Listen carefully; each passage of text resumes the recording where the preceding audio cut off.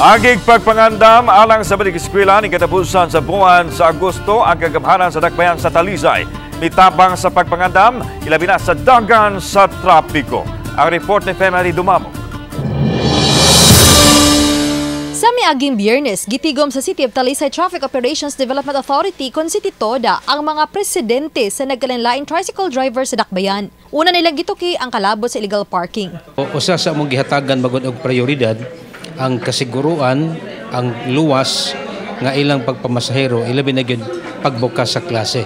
Ilang gipaybaw nga higpit ang ilang pagpatuman sa ordinansa nga nagmando sa mga tricycle driver nga magsulob sa saktong sapot. Diha man gud toy mga times nga gilugwayan namo ang pipila ka mga ordinansa tungod sa nangaging nga mga katalagman, no, COVID, bagyo, etc. So muna nga nasabutan namo. Mupaygayon pa ang City Toda og coordination meeting. Uban sa mga opisyal sa barangay, mga school heads o PTA officers alang sa andamong traffic plan sa matag eskwelahan.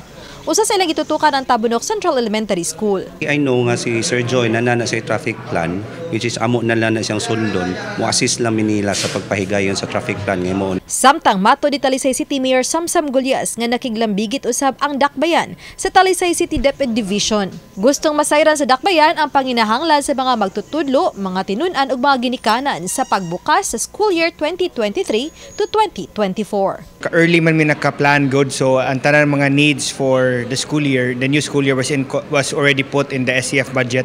Ang uban ganing mga needs gipambid na. Uban ni Godfrey Rilien, Femari Dumabok. Balitang Bisdak.